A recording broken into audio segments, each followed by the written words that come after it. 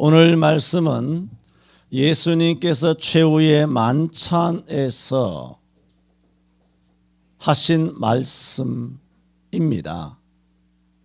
그때 예수님께서는 12 제자와 만찬을 하시던 중에 너희 중 하나가 나를 팔리라 말씀하시고 또 소자들아 내가 아직 잠시 너희와 함께 있겠노라. 너희가 나를 찾을 터이나 그러나 일찍, 그리고 그 전에 내가 유대인들에게 말한 것처럼 너희는 나의 가는 곳에 올 수 없다라고 말한 것처럼 지금은 너희들에게 말한다. 내가 가는 곳에 너희가 올 수 없다. 그렇게 말씀하고 있습니다. 이 심각한 분위기를 띤 예수님의 말씀을 들은 베드로가 근심하는 마음으로 주여 어디로 가시나이까 염려가 되는 것입니다. 그때 주님께서는 나의 가는 곳에 내가 지금은 따라올 수 없으나 후에는 따라오리라 말씀합니다. 내가 그 십자가에 못 박혀 죽을 텐데 그건 너가 못 따라온다는 거죠. 다 도망갔으니까. 그러나 너가 나중에는 성령 충만 받고 뭐 성경에는 없지만 거꾸로 십자가에 못 박혀 죽을 정도로 너가 나를 따라오게 될 것이다는 예언적인 말씀입니다. 그런데 예수님이 하신 말씀에다가 예언이라는 단어를 붙이기는 좀 그래요. 그냥 말씀이죠. 그냥 예고 말씀을 하십니다. 그리고 예수님께서는 끝에 너가 닭 울기 전에 나를 모른다고 3번 부인하리라 는 말씀까지 하시게 됩니다. 좌중에는 그야말로 무거운 침묵만 흐르게 됐습니다. 여러분 식사 자리는 즐거워야 되는 거 아닙니까? 그 식사 끝에 이 분위기가 완전히 가라앉아 버린 것입니다. 누구도 먼저 예수님께 묻기를 두려워하였습니다. 제자들은 예수님의 이 무겁디 무거운 도무지 알 수 없는 그리고 묻기조차도 두려운 이런 말씀을 들으면서도 그들은 갈등이 많았습니다. 도무지 이해가 되지 않는 부분이 있었습니다. 일주일 전만 해도 예수님께서 예루살렘 성을 입성하실 때에 예루살렘 도성민들이 구름대같이 나와서 자기들의 겉옷을 다 벗어서 예수님이 가시는 타고 가는 나귀길 앞에 겉옷을 다 펼쳐놓고 승리를 상징하는 좌우의 종려나무 가지를 다 꺾었다가 손에 들고 주 다윗의 예수여 호산나 주의 이름으로 오실 자여 하며 열렬하게 환영하며 예수님을 환대하였단 말입니다. 딱 일주일이에요. 우리는 이제 예수님과 더불어 이 세상을 그야말로 세상 임금이 되어서 예수님으로 말미암아 이제는 우리가 좌의정 우의정이 되고 이 세상에서 한 자리 차지하면서 내로라 하는 그런 탄탄대로의 삶을 살 것이다. 그걸 목격했어요. 일주일 전에. 그런데 일주일 만에 특별히 일어난 일도 없는데 주님께서 우리가 기대하는 것과는 정반대의 말씀을 하시니 가늠하기가 힘들었습니다. 지난 3년간 청운에 부푼 꿈을 안고 제자들은 전 인생을 예수님께 올인해 왔습니다. 그런데 예수님이 알 수 없는 어디로 가신다는 그 말씀이 뭐가 묻지도 또 주님께서 특별히 자세하게 답도 안 해주시지만은 그 느끼는 그 어떤 풍김이 이것은 죽음이에요.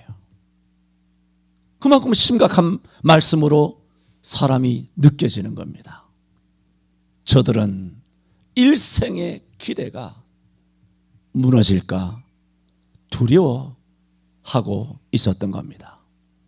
이렇게 제자들이 묻지도 입도 떼지 못하는 그 순간 그들이 두려워하며 근심하며 염려하는 것을 주님이 다 아시니까 오늘 14장 1절에는 이렇게 말합니다. 너희는 마음에 근심하지 말라. 하나님을 믿으니 또 나를 믿으라. 내 아버지 집에는 거할 곳이 많도다. 그렇지 아니하면 너희에게 일렀으리라. 내가 너희를 위하여 처소를 예비하러 가노니 내가 먼저 가서 처소를 예비하면 내가 다시 와서 너희를 영접하여 나 있는 곳에 너희도 함께 있게 하리라. 너희가 뭘 염려하는지를 안다. 그러나 도무지 염려하지 말라는 것입니다. 내가 십자가에 죽는 것은 너희가 두려워하는 너희의 꿈과 인생이 무너지는 것이 아니다. 그것은 오히려 하늘에 있는 더 나은 본향을 예비하기 위한 절차요 과정일 뿐이니 너는 두려워하지 말라. 그렇게 말씀했습니다. 그래서 히브리서 11장 믿음장에도 이렇게 말했습니다. 아브라함은 부르심을 받았을 때에 순종하여 장래 기업으로 받을 땅에 나갈새 갈 바를 알지 못하고 나갔으며 저는 외방에 거하는 것 같이 약속하신 땅에 우거하였으니 그 얘기는 뭐냐면 내가 지금 내 이름으로 있는 등기 내 집이 있어요. 아주 고래등 같은 내 집이 있어요. 수십억간의 집이 있다고요.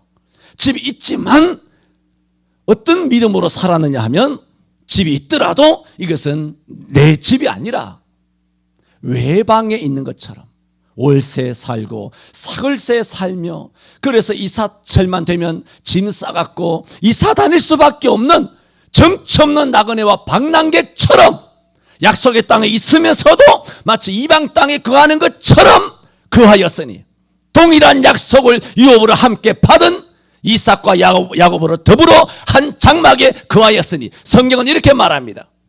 이렇게 믿음으로 살아간 믿음의 조상들을 말하기를 이는 왜 이렇게 살았을까? 이는 하나님의 경영하시고 지으실 뭐라고? 터가 있는 성을 바랐습니다.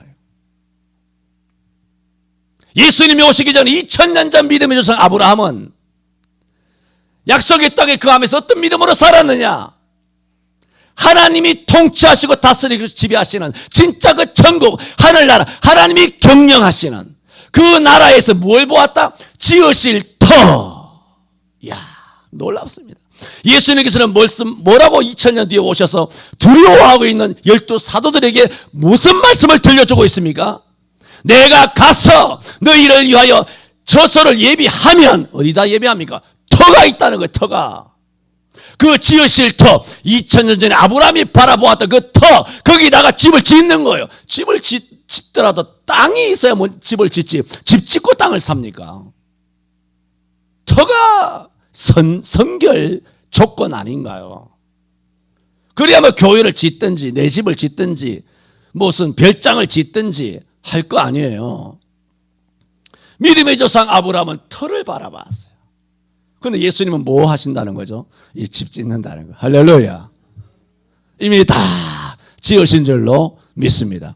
그래서 근심하고 염려하는 내가 예수님을 위하여 나의 젊음을 다 올인했는데 예수님이 죽으시고 어디 가신다? 이게 뭐지? 이거는 완전히 끝나는 거구나. 물으면 그 대답을 하실 것 같으니까 묻지도 못하고 두려워한 것입니다. 예수님께서는 또 그들에게 약속하십니다. 14장 16절에 이렇게 말합니다. 오늘 본문이죠. 내가 아버지께 구하겠으니 그가 또 다른 보혜사를 너희에게 주사 영원토록 너희와 함께 있게 하시리니. 또 뭐라고? 다른 보혜사. 그러죠. 그리고 예수님이 누구시라는 거예요? 보혜사라는 거죠. 또 다른 보혜사예요. 그리고 보혜사가 우리에게는 두 분이라고 말씀하기는 그렇고 하나님이 계시죠. 성자 예수님도 보혜사예요. 그러므로 내가 떠나가도 보혜사가 있다는 거예요. 그러나 내가 떠나가지만 영원토록 떠나지 않는 보혜사가 있다는 거예요. 그러나 내가 떠나감으로 나는 떠나갈 수밖에 없지만 잠시 머물도록 이 땅에 왔지만 영원토록 떠나지 아니하고 그리고 시간과 공간에 결코 제한을 받지 아니하시며 누구에게든지 간에 항상 함께 하시고 영원히 떠나지 않는 보혜사를 아버지께서 보내주신다. 그러므로 내가 가는 것이 아니라 또 다른 보혜사, 그 예수의 영이죠. 내가 떠나가지만 내가 떠나가는 것이 아니라는 거예요. 예수의 영을 통하여 예수님께서 똑같은 이름의 보혜사니까 같은 보혜사요. 또 다른 보혜사 성령을 통하여 내가 너희와 영원토록 함께 한다. 그러므로 내가 어디 가느냐, 어디 가실까, 그것을 염려하지 말라라고 말씀하십니다. 그리고 마지막으로 주님께서는 제 아들에게 당부의 말씀을 남깁니다. 21절입니다. 나의 계명을 가지고 말하자면 나의 계명을 지키라 하는 겁니다. 이 나의 계명은 뭐냐? 10계명이나 613가지의 구약의 율법을 말하는 것이 아니라 예수님께서 새 계명을 세우셨잖아요. 만찬석상에서. 앞에 13장 34절에 만찬석상에서 주님께서는 새 언약을 세우셨어요. 34절에 새 계명을 너희에게 주노니 서로 사랑하라. 내가 너희를 사랑한 것 같이 너희도 사랑하라. 너희가 서로 사랑하면 이로써 모든 사람이 너희가 내 제자인 줄 알리라. 너가 예수 믿는다는 것, 너가 하나님의 성도라는 것, 그리스도의 제자라는 것, 그 무엇으로 증명이 되느냐? 사랑이라는 거예요. 그 사랑이 뭐냐? 새 계명이라는 거. 그 새 계명을 내가 어떻게 세우는 줄 아느냐? 그것을 내가 최후의 만찬석상에서 밥 먹으면서 티타임을 가지면서 지금 말로만 하는 것이 아니라 내일 십자가에 하나님이 세상을 이처럼 사랑하사 독생자를 주신 독생자된 내가 십자가에 너희를 사랑하는 사랑으로 죽음으로 그 계명이 세워지는 날이야, 내일이. 그러므로 내가 하나님의 그 크신 사랑을 십자가의 죽음으로 너희를 사랑한 것처럼 너희도 내가 사랑하는 방법대로 서로 사랑해라. 이것이 무슨 계명이다? 새 계명이다. 주님께서는 마지막에 이것 하나 당부하십니다. 다시 21절에 보면 나의 계명을 가지고 지키는 자라야 나를 사랑하는 자니. 나를 사랑하는 자는 내 아버지께 사랑을 받을 것이요 나도 그를 사랑하여 뭐라고? 그에게 나를 나타내리라. 아멘 해주셔서 감사합니다. 그건 여러분 또 뭐 이야기 듣고 뭐 그러면 또 뭐 아멘 해야 되겠다 그렇게 말씀드린 것이 아니라 아멘 해주셔서 감사하나 그게 뭐 제가 뭐 개인적으로 감사할 건 없지만 하나님께 아멘으로 영광이 되니까 감사하지만 말씀드리고자 하는 것은 아멘에서 감사를 하나 이 내가 말씀하시는 그 의도를 모르실 거예요. 그걸 말씀드리고자 하는 거예요.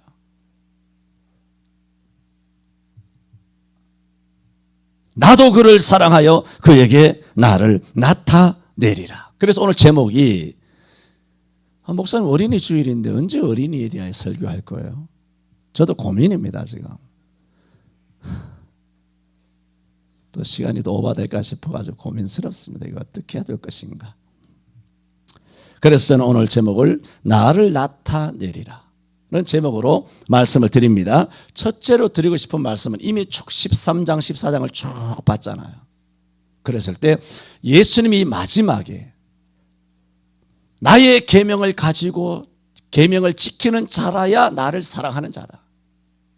그러면 아버지의 사랑을 받을 것이고 아버지의 사랑을 받는 자는 나도 그를 사랑하는 거예요. 사랑하여 뭐라고? 사랑하면 어떻게 되느냐? 내가 나를 너에게 보여주겠다는 거예요. 너에게 나를 나타내 주겠다는 거예요. 그리고 오늘 말씀을 드리고자 하는 핵심은 뭐냐 하면, 우리 부모 된 우리가 우리의 자녀인 우리 자녀들에게, 우리 주일학교 어린이들에게 최고의 어린이날 선물이 무엇인가? 어린이날이 아니라 일생의 선물이 무엇인가? 비싼 수십만 원 하는 장난감, 수백만 원 하는 자전거, 이런 것을 사갖고 와서 보여주는 것이 아니라 예수 그리스도를 우리 자녀에게 나타내 보여주는 것, 예수 그리스도를 그들에게 보여주는 것, 그 길잡이 역할, 그 길라잡이 역할을 누가 해야 되느냐? 부모가 해야 된다. 그 말씀을 드리려고 하는 것입니다. 그래서 첫 번째로 여러분, 예수 그리스도의 나타나심은 절대적입니다. 절대적으로 중요합니다. 뭔 설명이 필요할까요? 예수님이 이 땅에 안 나타나셨어. 그럼 뭐예요? 다 지옥 가요. 이미 죽으신 아브라함도 지옥 가고, 이삭도 야곱도 뭐 다윗도 뭐 솔로몬도 뭐 바울도 베드로도 다 지옥 갈 수밖에 없어요. 예수님이 지상에 안 나타나셨다면. 그래서 요한일서 3장 5절에도 보면, 그가 우리 죄를 없이 하시려고 나타내신 바 된 것을 너희가 아나니. 예수님께서 왜 2000년 전에 이 땅에 나타나셨느냐? 요한복음 1장 18절에도 본래 하나님을 본 사람이 없으되 아버지 품속에 있는 독생하신 하나님, 예수님은 하나님이라고 그러죠. 독생하신 하나님이 하나님 아버지를 나타내 보이셨다. 그러므로 예수님 하시는 말씀이 나를 본 자는 아버지를 보았느니라는 거예요. 그 예수를 보면 누구를 보는 것이냐? 하나님을 보는 거예요. 왜? 독생하신 예수님이 보이지 않는 하나님을 보여주시기 때문입니다. 예수님은 우리 죄를 없이 하시기 위하여 이 땅에 나타내신 바가 된 것입니다. 히브리 9장 26절에도 자기를 단번에 제사로 드려 죄를 없게 하시려고 세상 끝에 나타나셨느니라. 우리 죄를 위해서 예수님은 나타나셔야만 했다. 나타나셨다. 왜 이 땅에 나타나셨는가? 베들레헴 땅에 왜 말구유에 그렇게 예수님이 아기처럼 등장하셨는가? 왜 사람의 모양으로 나타나셨는가? 히브리 2장 14절에도 말했어요. 자녀들은 우리죠. 자녀들은 혈육에 함께 속하였으며 그도 또한 우리와 한 모양으로 혈육에 함께 속하심은 사망으로 말미암아 사망의 권세를 세력을 가진 자 마귀를 없이 하시며 또 죽기를 무서워함으로 일생에 매여 종로로 타는 자를 놓아주려 하심이니 이는 천사들을 붙들어 주려 하심이 아니요 오직 아브라함의 자손을 붙들어 주려 하심이라. 그러므로 그가 범사에 자기 형제들과 같이 되심이 마땅하도다. 자기 형제들처럼 혈육을 입고 사람으로 태어나서 사람처럼 나타나야 되는 것이 마땅하다. 무엇 때문에? 우리를 죄 가운데서 건지시기 위하여. 그래서 저가 시험을 받아 고난을 당하셨은즉 시험 받는 자를 능히 도우시느니라. 그렇게 말씀하신 겁니다. 그러므로 예수님은 반드시 사람으로 하나님으로 이 땅에 나타나셔야만 했는데 주님이 이미 이 땅에 오신 줄로 믿습니다. 그리고 나타나셔서 우리의 속죄를 위하여 속죄를 다 십자가상에서 이루신 줄로 믿습니다.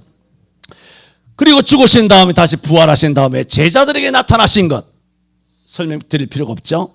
주님께서는 여러 번 제자들에게 나타내 보여주셨습니다. 오늘 본문의 21절에 나의 사랑을 받는 자에게 내가 그에게 나를 나타내리라 하는 것은 지금 십자가 지시기 전이잖아요.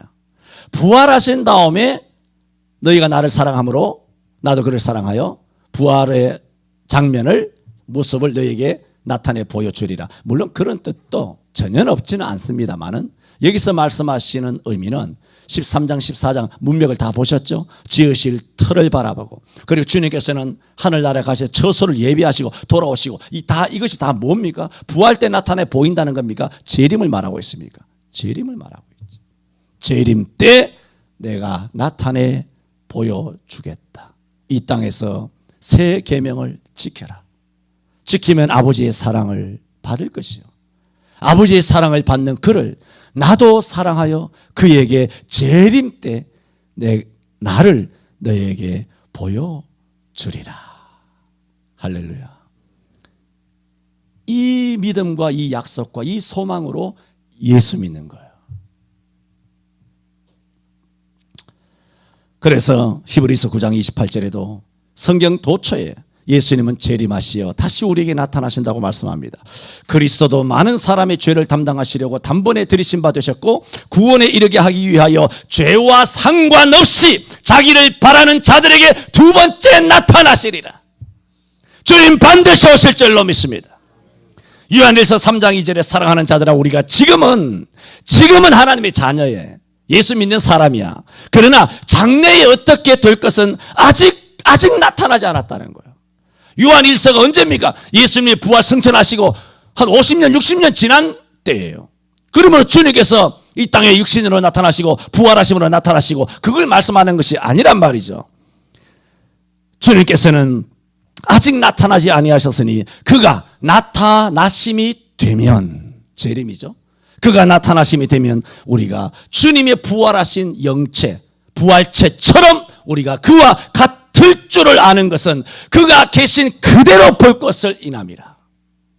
그것이 바로 예수 그리스도의 재림 때 나타나실 것을 오늘 21절에 새 계명을 지키는 자에게 주시는 약속입니다. 아까도 말씀드린 것처럼 그러므로 오늘 우리가 먼저 된 자로서 또 부모로서 자녀에게 반드시 주어야 될 선물은 에베소 2장 8절에 말한 것처럼 너희가 그 은혜를 인하여 믿음으로 말미암아 구원을 얻었나니 이것이 너희에게서 난 것이 아니요 뭐라고? 하나님의 뭐라고? 선물이에요. 이 선물을 자녀에게 주시기를 바랍니다. 다 믿는데요. 그 정도 믿어서 되는 것이 아니에요. 더 잘 믿도록 영적으로도 키가 자라고 지혜가 자랄 수 있도록 아이들이 영적으로 성숙해져 갈 수 있도록 자립할 수 있도록 그래서 스스로 순교적인 신앙으로 그 말씀을 지켜나갈 수 있도록 부모가 예수 그리스도를 선물해야 한다는 것입니다. 물론 부모가 구원을 선물해 줄 수 있다는 것은 아닙니다. 그러나 확률적으로 접근할 수는 없지만 그 부모가 예수 믿는 경우에는 거의 자녀가 예수 다 믿습니다.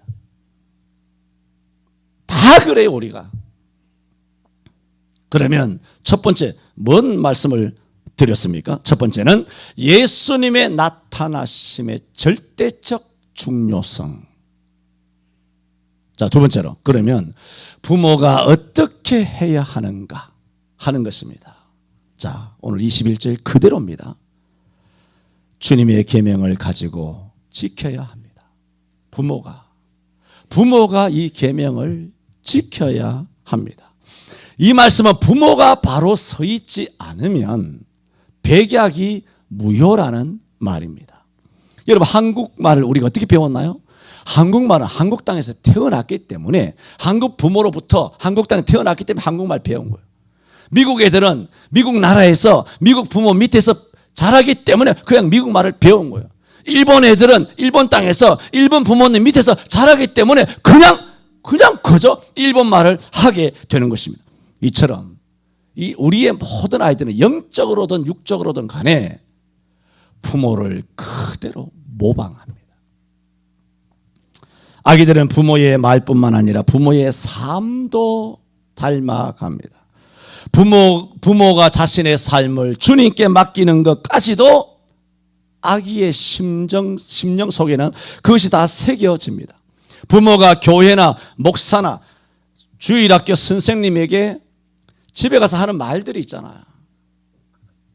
집에 가서 말하잖아요. 오늘 목사님이 어떻고 저떻고 교회가 어떻고 저떻고 아무개 장로가 권사가 주일학교 선생님이 어떻고 저떻고 이런 말 여러분 아이들 듣는 데서 다 말을 다 그렇게 하면 그거 나중에 쉽게 말한 거 다 죄받습니다. 한마디 한마디 하면 아이들이 자라면서 그거 다 듣는 거예요. 불평을 다 듣잖아요. 십수년 동안 쌓이게 되면 그것이 나중에 독이 되어서 어느 날 갑자기 엄마 나 교회 안 나갈래. 그걸 이상하게 생각하지 마세요. 내가 지금 씨 뿌려놓은 거예요. 애한테 독초를 먹인 거예요. 그래서 교회를 떠나게 하는 원인 100% 원인입니다. 부모 자신이 하나님 앞에 이 세 계명을 지켜서 부모가 먼저 모범을 보이지 않으면 되지를 않습니다. 부모가 먼저 계명을 지키고 부모가 먼저 주님의 말씀을 순종하고 부모가 먼저 주님의 사랑을 받으며 부모가 먼저 예수의 나타나심을 체험할 때 내 자녀에게 예수 나타남을 보여줄 수가 있는 거예요. 부모는 자녀에게 예수님의 나타나심에 아까 말씀드린 것처럼 길잡이가 되어야 합니다. 여러분 히브리 11장 11절 12절에 보세요. 믿음의 조상의 와이프의 사라에 대해서 말하고 있습니다. 사라가 나이가 90살 되어서 독자 이삭을 얻게 되지만 90살 전에 이미 경수가 끊어졌잖아요. 그래서 히브리 11장 11절에 사라 또 믿음으로 사라 자신도 단산하였으나 그랬어요. 단산, 아이를 낳을 수는 의학적으로 불가능하다는 거예요. 그러나 저가 잉태하는 힘을 얻었답니다. 힘을 얻었다는 거예요. 10편 18편 말씀처럼 하나님은 힘이신 줄로 믿습니다. 나의 힘이 되신 여호와여 내가 주를 사랑하나이다. 이 믿음을 다윗만 가지고 있었던 것이 아니라 사라도 가지고 있었어요. 나는 잉태할 힘이 없어요. 이미 의학적으로 끝났으니까. 그러나 하나님에게는 내게 잉태하게 해주실 힘이 있다. 힘은 내 것이 아니라 하나님 것이다. 하나님께는 전능한 힘이 있다. 이걸 믿었다는 거예요. 그래서 잉태하는 힘을 얻었으니 성경은 이렇게 말합니다. 이유를 말합니다. 이는 약속하신 이를 미쁘신 줄 알미라. 약속하신 하나님을 믿었다는 거예요. 약속하신 하나님의 긍휼과 은총과 사랑과 자비와 그 말씀을 믿었다는 거예요. 이러므로 죽은 자와 방불한 사라 한 사람으로 말미암아 하늘의 허다한 별과 땅의 무수한 모래와 같은 많은 사람들이 생육한 거 아닙니까? 우리가 다 아브라함의 후손이 되지 않았습니까? 그 태어난 이삭을 통하여서 그 어머니 사라에게 하나님이 나타나 주셨잖아요. 나타나서 아브라함과 사라에게 뭐라 그랬습니까? 내가 너에게 이 말이니 너가 내년 이맘때에 아들을 낳으리라. 하나님께서 사라에게 나타나 주셨죠.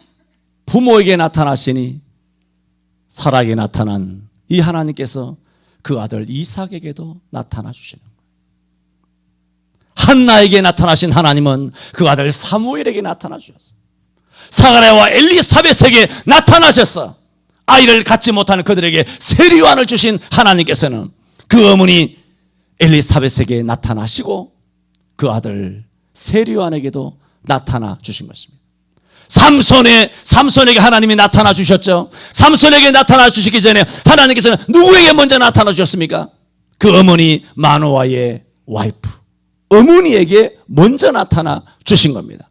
정말 우리 자녀에게 하나님을 나타내 보이시기를 원한다면 부모된 여러분이 먼저 하나님 만나는 은총 있기를 바랍니다. 부모가 먼저 은혜 받아야 합니다. 부모가 먼저 성령 충만한 체험이 있어야 합니다.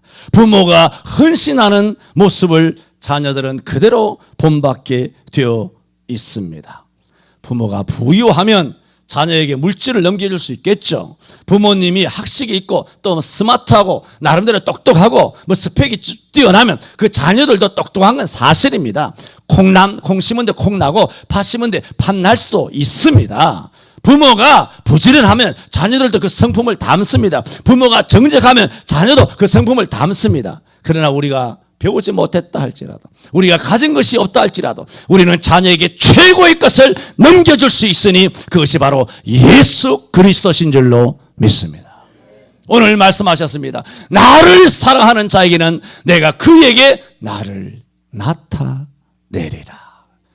우리 교회에, 여러분의 가정에, 여러분의 부모에게, 여러분의 자녀에게 주 예수님 나타내 보여주시고, 주님 재림하실 때도 재림하시는 예수님의 모습을 나타내 보여주실 때 여러분 영안을 열어서 주님을 목격할 수 있게 되기를 축원합니다.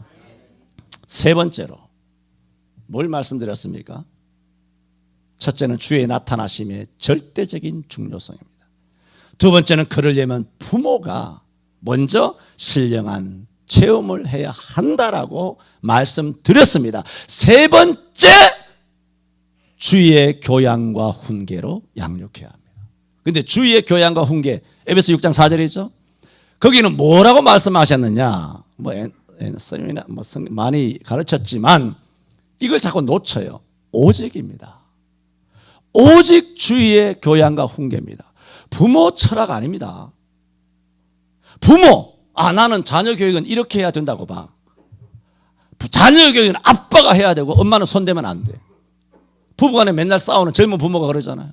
요즘은 시대가 수십 년 전부터 거꾸로 돼서 자녀 교육을 엄마가 도맡고 아빠가 말이라도 하려고 하면 아빠가 입지를 못하게, 자녀 교육은 일관성이 있다는 그런 주제로 아빠가 입을 못 대게 합니다. 뭔 이런 이단이 다 있어요? 이단입니다, 그거. 자녀 교육을 무슨 엄마가 합니까? 세상이 이렇게 거짓되게 이 바닥이, 대한민국 바닥이 이렇게 되어 있는 것입니다. 여러분, 부모 교육의 출발은 자기 생각, 자기 사상, 자기 철학, 자기 교육대로 자녀를 가르쳐서는 절대로 안 된다 해서 자녀 교육을 출발해야 돼요. 내 방법대로 하면 절대로 안 된다. 부모 교육의 출발은 눈에 넣어도 아프지 않을 내 아들 내 딸이지만 내 아들 내 딸이라도 예수 믿지 않으면 지옥 갈 수밖에 없는 죄인이라는 사실에서부터 부모 교육이 시작돼야 되고, 또 자녀만 아니라 나도 주 예수를 믿지 않으면 지옥 갈 수밖에 없는 엄청난 죄인이란 사실에서부터 부모 교육이 출발해야 되는 거예요. 그렇다면 자식도 죄인, 나도 죄인이라면 어떻게 내 철학대로 자식을 가르친다는 것입니까? 논리가 안 맞잖아요. 앞뒤가 안 맞잖아요. 죄인이 죄인을 가르칩니까? 범죄입니다. 죄인이 죄인의 방식대로 사랑하는 하나님의 아들을 가르치는 것은 범죄 행위입니다. 내 생각대로 조기 교육시키고, 내 생각대로 영어 가르치고, 내 생각대로 단기 유학 보내고, 내 생각대로 여름 수련회 참석 안 시키고, 도대체 대한민국의 예수 믿고 안 믿고 간에 특히 예수 믿는 가정들 궁금합니다. 도대체 자녀 교육에 있어서 예수 믿는 가정과 예수 믿지 않는 가정의 그 차이가 도대체 뭡니까? 나 눈 씻고 찾아봐도 차이점을 못 찾겠어. 똑같아. 유대인들은 그렇지 않습니다. 아시죠? 유대인들은 별납니다. 얼마나 독특한지. 세상 여자들이 가르치는 대로, 세상 엄마들이 가르쳐, 반의 단톡이든 학급의 단톡, 학부모 단톡이든 우리 아이 어떻게, 이럴 때는 어떻게 해야 되냐고, 이런 모든 검색이나 인터넷에 있는 쓰레기 같은 이런 온갖 잡스러운 것들로 자기 자녀 절대로 지도하지 않습니다. 오직 하나님 말씀이에요. 오직 주의 교양과 훈계로, 오직이에요, 오직. 항상 말씀드리지 않았습니까? 삶의 현장에서는 그렇게 교회가 가르쳐도 현장에 통하는 방법대로 살아가요. 성경을 다 잊어버리나 봐. 성경대로 생각하지 않습니다. 자기 생각대로, 자기 주변의 학부모 말만 듣고,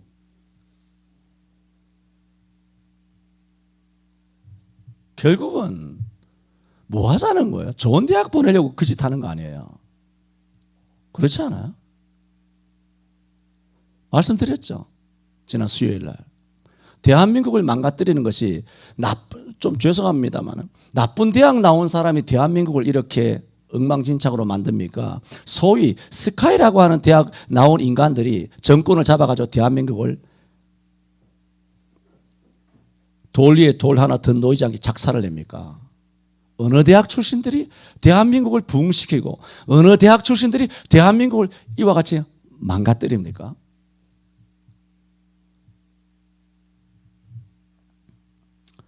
우리는 성경으로 생각하는 훈련이 전혀 되어 있지 않아서 엄마들이 각자 집에서 자기 마음대로 누구를 가르치느냐? 지 자녀가 아니라 하나님의 자녀를 가르치는 거예요. 범죄입니다.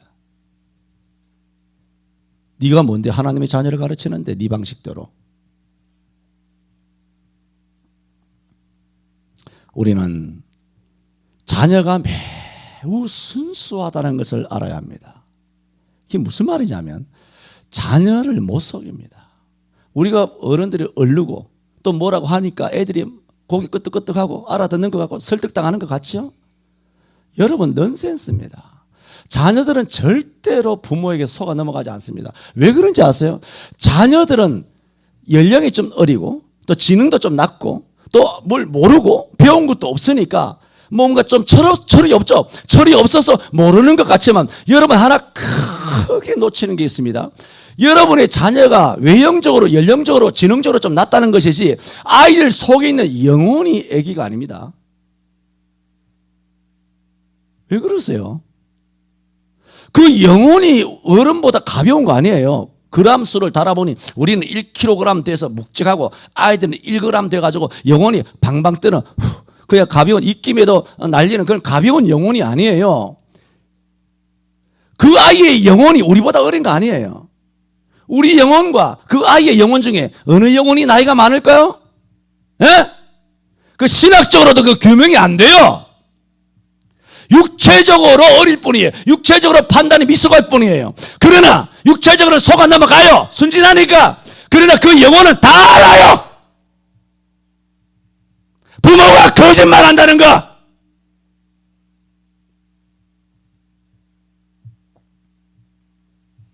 도대체 살아계신 신령한 신이신 영이신 하나님을 믿는다는 그리스도인이 도대체 이게 뭔 이야기입니까?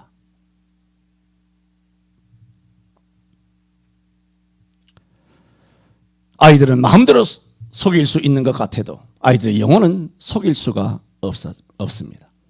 자녀들 앞에 거짓을 꾸밀 수 없습니다. 자녀들은 그 어떤 위선도 쉽게 가려내는 맑은 영을 갖고 있습니다. 왜? 그만큼 자녀들은 사탄의 손때를 탈 기회가 없었기 때문입니다. 원죄는 있지만 사탄이 그 아이를 가지고 사탄이 도구로 만들 시기가 이르지 않은 거예요. 사탄이 쓸모가 없는 거예요. 아직은. 그만큼 사탄의 때, 세상의 때를 덜 먹은 거예요. 이 아이들이. 막습니다. 아이들이. 영이. 그러므로 부모가 예수님께 드리는 예배가 얼마나 신령과 진정으로 드려지는지 아이는 압니다. 뭐 장난치고 의자를 타 넘어가고 뭐 예배 시간에도 왔다 갔다 하고 고함 지르고 소리 지르고 하지만은 아이들이 우리 부모가 얼마나 예배를 잘하는지 영혼은 압니다. 학원에 주말 특강이 있습니다. 오늘 예배 빠지라 엄마 말이 어쩔 수 없이 학원을 예배를 빠지고 학원을 가지만 아이의 영혼은 엄마가 틀렸다. 압니다. 애의 영혼은. 부모가 매주일 교회 나가는 모습, 매 식사 때마다 짤막하게 드리는 기도가 밥 먹기 위한 형식적인 기도인지 아니면 내게 본을 보여주기 위해서 그 기도의 그 훈련을 하기 위하여 기도하는 것인지 정말 살아계신 하나님 앞에서 진심으로 그 앞에서 기도하는 것인지 애는 압니다. 저도 아는데 압니다. 예수님을 사랑하는 사람들과 섬기는 모습, 교회를 얼마나 소중히 여기는지의 모습, 자녀에게 깊은 인상을 남깁니다.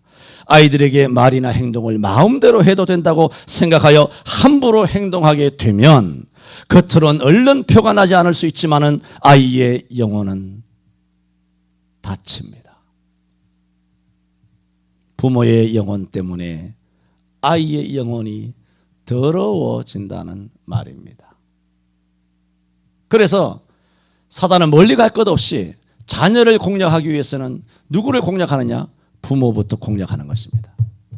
부모가 못된 짓하고 교회에 대하 입대고 목사나 주일학교 판사나 장로나 신앙에 대하여 하나님의 교회에 대하여 입질하게 하고 이런 걸 다 자식이 듣잖아요. 3쿠션 들어가는 거예요. 탁탁탁 해서 자녀가 이거 이 공이 어디서 날아온지 모르게 애가 뒤통수 맞고 자빠져 버린 거예요. 나 교회 안 나갈래. 여러분은 당구 한 400씩 치는 분들이에요. 1000씩, 800씩. 맨날 당구 치잖아. 딱딱딱 해서 자식이 나가 뒤지도록.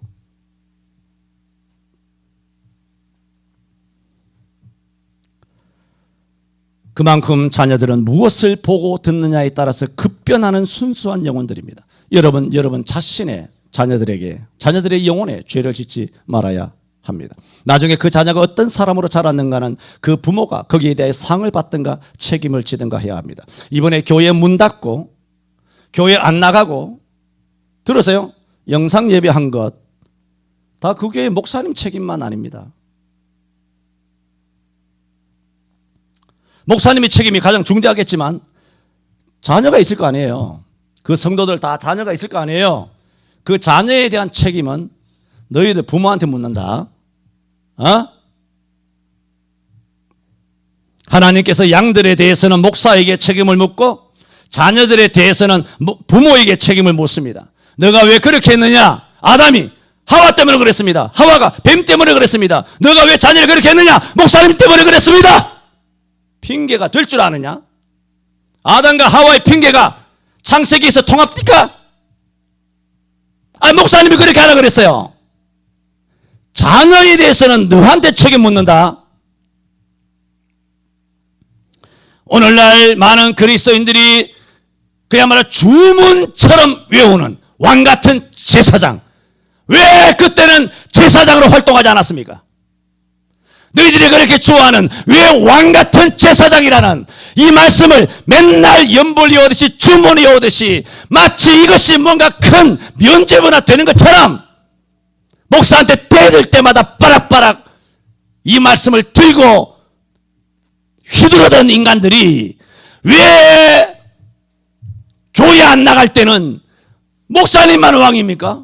목사님만 제사장입니까? 나도 가정의 제사장이에요. 목사님이 교회에 나오지 말라고 나오지 않아도 된다고 해서 그 목사님 결정이고 나는 가정의 제사장으로서 내 자녀에 대하여 목사님 말을 들을 수 없습니다. 나도 왕같은 제사장입니다. 이럴 때 쓰라고 주신 말씀이에요. 목사하고 맞짱 뜨라고 준 말씀이 아니고.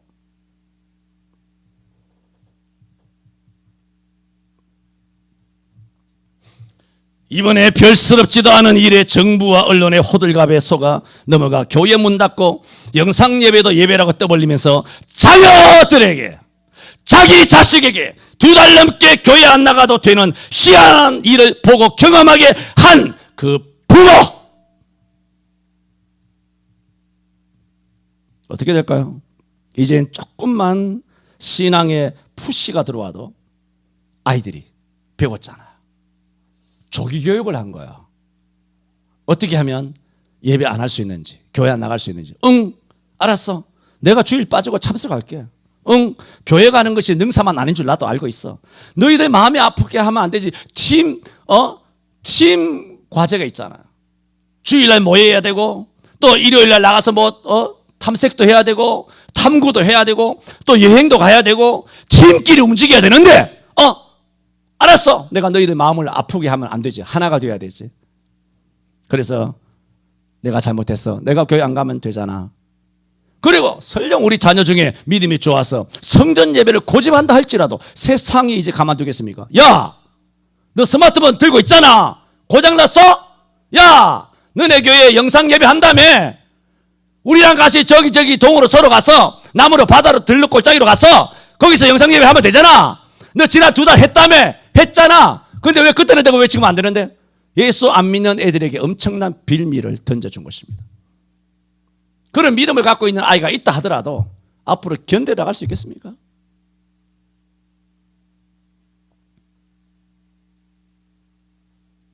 한국교회는 희한한 조기 교육을 2020년도에 마쳤습니다. 그리고 이런 조기 교육이 계속되도록 영상 예배의 합리화를 위하여 이제는 신학적으로 논리적으로 그 어떤 논거를 수집합니다. 근데 성경에는 없거든요. 그 논거가 없습니다. 어떤 신학자든 다 와. 성경에는 전혀 눈시고 봐도 그 논거 없습니다. 그러니까 목사님들이 찾다 뭘 찾느냐? 이제 종교개혁자들을 찾아갑니다. 또 미국의 교회가 어떻게 큰 비나 눈이 왔을 때 대응했는지 찾아갑니다. 미국의 교회가 30년 전에 유학할 때 가보니까 그 교회도 문 닫고 오늘 예배를 취소했다 하더라. 선진 교회가 그렇게 했더라. 이미 20년 전부터 30년 전부터 했더라. 무슨 루터가 어떻고 저떻고 이렇게 했다 하더라. 물어봅시다. 루터가 하나님입니까? 에? 루터가 성경이에요? 칼빈 뭐 나름대로 뭐 그래 훌륭하신 분이지만 칼빈이 하나님이에요? 칼빈이 성경이냐고. 찾다 찾을 거 없으니까 냄새나는 수백 년 전의 서적을 뒤적이면서 왜? 성도들에게 영상예배 합리화를 목사가 이야기해야 되거든. 그래서 설득해서 못 나오게 해야 되거든. 설득해서 못 나오게 한 거예요. 설득해서. 자, 이제는 1000명 2000명 모이는 교회도 11조가 20%밖에 없답니다. 문제가 생긴 거예요. 발등에 불 떨어졌죠. 이미 2달이 지나갔으니까. 벌써 2주 3주 지나면서 벌써 목사님들 캐치하죠. 이 굉장한 위기구나. 캐치했지만 한번 질러놓은 거 그것도 드릴 수가 없는 거예요. 정부 시책을 따라야 되니까. 하나님 말씀이야. 하나님이야 뭐 나가 자빠지는 거 아니에요. 늙은 노인이 취급하고 오로지 정부 시책에 협조해야 된다고 해서 그런 문을 다 닫아 걸고 이제는 성도들이 이제는 교회 안 나오는 것이 훈련돼서 교회 안 나오는 거야. 나오라 그래도. 뜨거워. 그래서 전국적으로 지금 무슨 집회를 가지는지 아십니까? 회복 집회를 가진답니다. 회복 집회. 그 회복은 영성 회복이 아니에요. 왜? 자기들은 영상 예배를 정당화했기 때문에 영상 예배로 인해서 영적으로 죽었다. 그 생각을 안 하고 인정 못 하죠. 단지 교회 안 나오는 것을 나오도록 다시 나오도록 여기에 회복이라는 초점을 맞춰놓고 전국에 유명하다는 목사님들 모셔놓고 목사님들과 많은 전국적으로 집회를 가지며 특강을 하며 세미나를 가집니다. 그런데 놀랍게도 그 강사들이 전부 다 영상 예배한 목사님들입니다. 우리는 이 2020년도에 참 희한한 시대를 살아가고 있습니다. 앞만 뒤지게 봐라. 성경에 있나? 루터 헛소리 하지 말고 칼빈, 쯔빙글리, 웨슬리 헛소리 하지 말고 미국 교회가 뭐 성경이 하나님이야. 어디다가 그 꼬랑지를 들이밀어요? 어디다가? 이게 미쳤나 이게. 하나님 앞에서 장난치고 있어 이거. 야, 성경 이야기야 임마. 성경.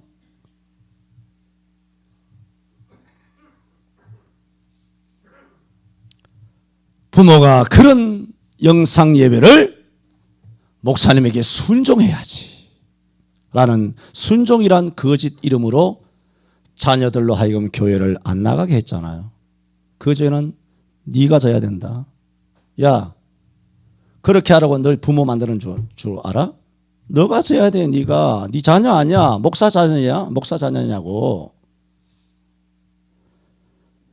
부모가 성경으로 돌아간 것이 아니라 가나안으로 가는 것이 아니라 유턴해가지고 자녀 손잡고 애굽으로 내려간 것입니다. 어린이 주일 해서 뭐해요?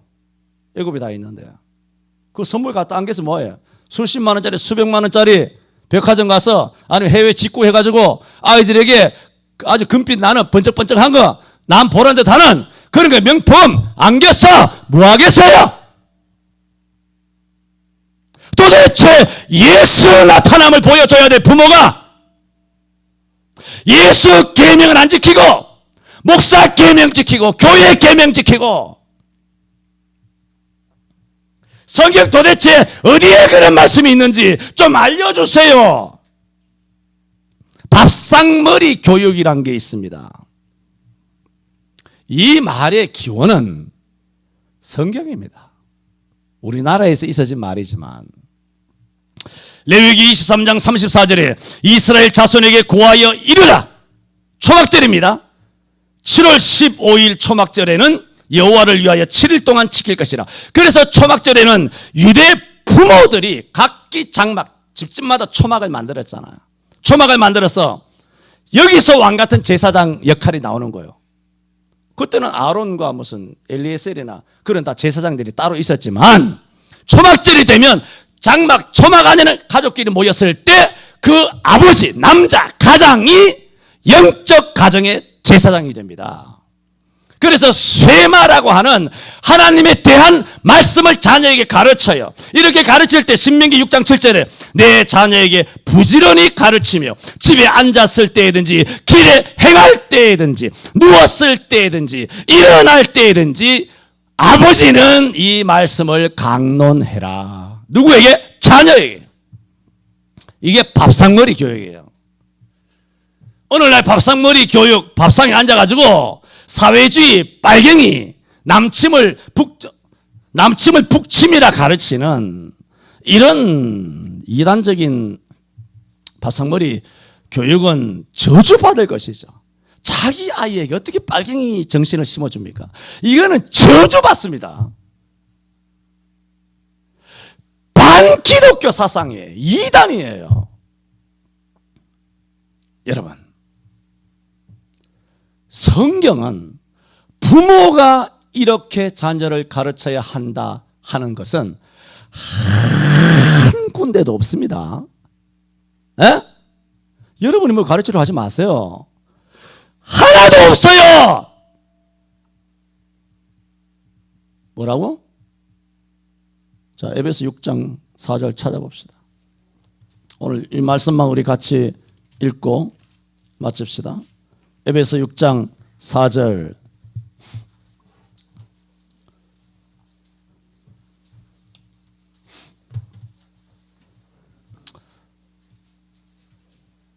시작.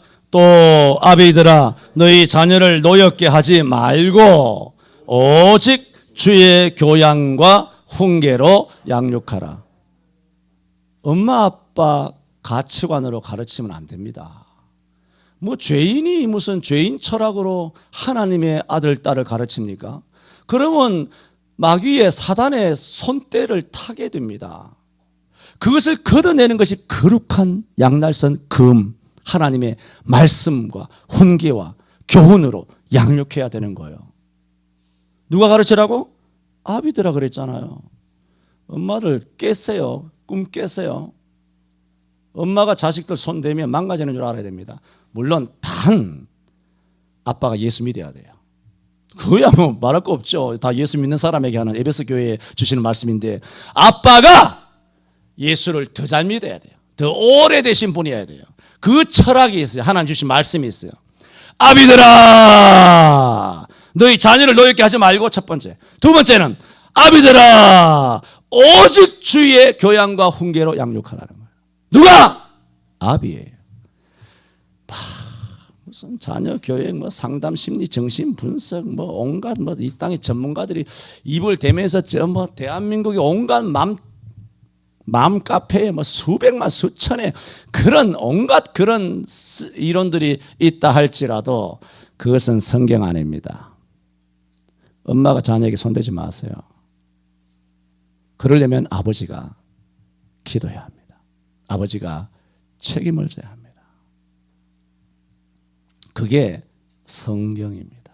그게 성경의 영적 원리입니다. 오늘 어린이 주일을 맞이해서 드린 말씀입니다. 우리 아이에게 줄 수 있는 부모로서의 최고의 선물이 무엇일까? 구원이죠. 구원의 선물이죠. 그러려면 내가 먼저 계명을 지켜야 합니다. 내가 먼저 하나님의 사랑을 입어야 됩니다. 그렇게 되면 내가 먼저 주님의 나타나심을 체험하게 되면 내 자녀도 주님의 나타나심을 체험하게 된다. 내가 그를 사랑하여 나를 나타내 보이리라. 이런 가정들, 우리 아이들 되시기를 주 예수 그리스도 이름으로 축원합니다. 기도합니다.